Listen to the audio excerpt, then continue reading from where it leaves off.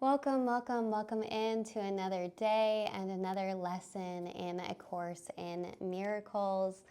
Yesterday we were on lesson 56, which was reviewing lessons 26 through 30. My attack thoughts are attacking my invulnerability. Above all else, I want to see. Above all else, I want to see differently. God is in everything I see. And God is in everything I see because God is in my mind. And we're moving to lesson 57, which is going to be reviewing lessons 31 through 35. But before we go into what we're being given to review today, let's take a moment to just tune in. And here, let me scoot you up a little bit. Okay, there we go. Yeah, let's take a moment to just tune in to the present moment where we calm the mind and open the heart. And up to you, but I find that's easier to do when I close my eyes or settle my gaze. Focusing my attention, focusing your attention inward. To that inner world that creates that outer world. Taking some deep breaths in through the nose.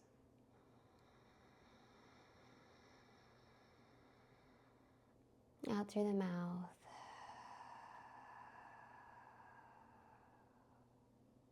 In through the nose.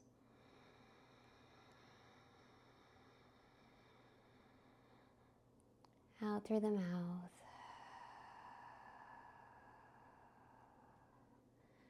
Allowing yourself to relax into the present moment using the breath.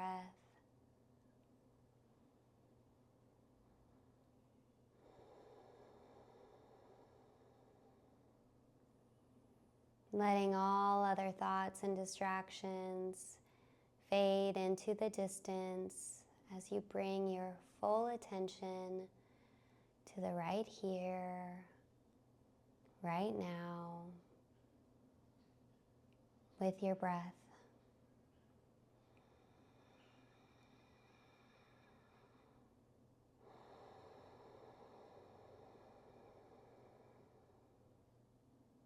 One last breath here together in through the nose.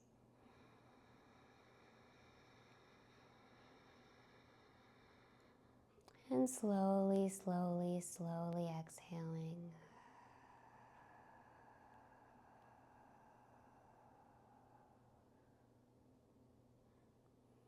And as you're ready, bringing your attention back to the space as we get into lesson 57. So you're not the victim of the world that you see. How can you be the victim of a world that can be completely undone if you so choose? Your chains are loosened. You can drop them off merely by desiring to drop the chains off. The prison door is open. You can leave simply by walking out. Nothing holds you in this world. Only your wish to stay keeps you a prisoner. You would give up your insane wishes and walk into the sunlight at last. I've invented the world I see. I made up this prison in which I see myself. All I need to do is recognize that I made this prison and I am free. I have deluded myself into believing that it is possible to imprison a child of God. I was bitterly mistaken in this belief which I no longer want. The Son of God must be forever free. Why is that?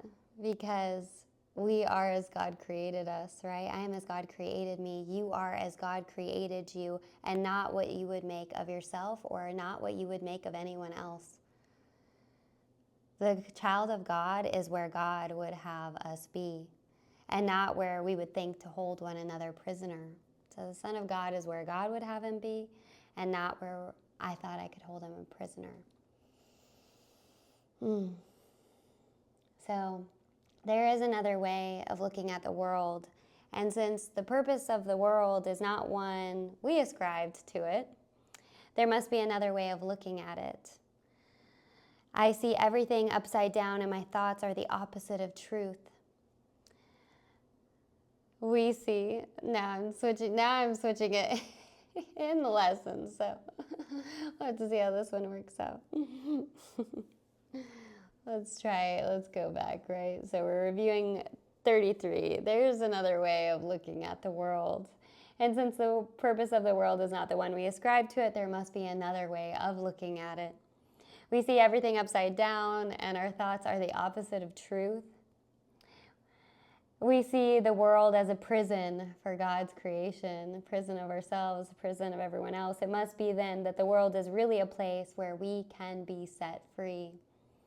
We would look upon the world as it is and see it as a place where the child of God finds our freedom, where we find our freedom. Because anytime it says Son of God, you can substitute that for yourself. This is talking about the one self, the one creation of God, which speaks to our oneness. And reviewing lesson 34, we could see peace instead of this. I could see peace instead of this. You could see peace instead of this. So when you see the world as a place of freedom, you realize that it reflects the laws of God, the laws of love, instead of the rules that you made up for it to obey. You will understand that peace, not war, abides in it, and you will perceive that peace also abides in the hearts of all those who share this place with you. So our minds are very holy. Our mind is part of God's. We are very holy. You are very holy. Your mind is part of love's. You are very holy. You are very innocent. Oops, got a spam call. Your mind is part of love's. You are very innocent. So as you and I share the world with each other, with our equals, with our brothers, our sisters, we begin to understand that this peace comes from deep within ourselves. The world we look upon has taken on the light of our forgiveness and shines forgiveness back at us. In this light, we begin to see what our illusions about ourselves had kept hidden. We begin to understand the holiness of all living things, including ourselves and their oneness with us. It is our oneness that's going to set us free. And I think we can really maybe see that in this world of division. How do we get free of this? Get back to our oneness. So here's our reviews for today. That I'm not the victim of the world I see. I've invented the world I see. There is another way of looking at the world. I could see peace instead of this. My mind is part of God's. I am very holy. And so you're not the victim of the world you see. You've invented the world that you see. There is another way of looking at the world. You could see peace instead of this. Your mind is part of God's. You are very holy. Your mind is part of love's. You are very innocent. All right, so let's do our 2-minute practice period where we just we've reviewed all the lessons, so if there's one that draws you more than the others, the whole introduction to this review period is on lesson 51 if you want to go back and review the whole thing. Otherwise, we're going to spend at least 2 minutes, and we're going to do this as often as possible throughout today. And it's okay if we kind of focus on any certain lessons we might need for today, but let's just, by the end of the day, make sure that we review all 5. So let's get into our practice of at least 2 minutes.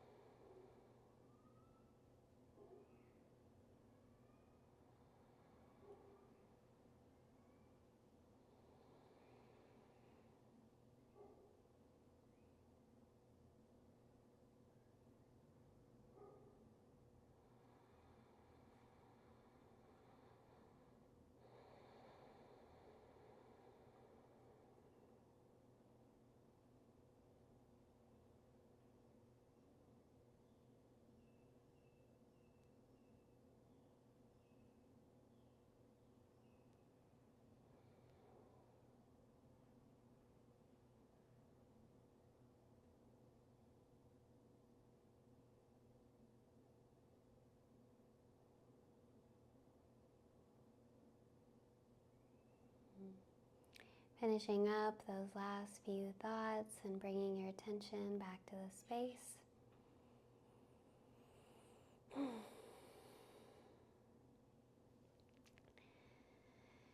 All right, so continuing on with your practice, doing at least 2 minutes as often as you can throughout the day. It does suggest, when possible, to do it in a quiet space with closed eyes. But ultimately, our learning is going to take that to a place where it's not necessary. Much love, and I hope you have an incredible day.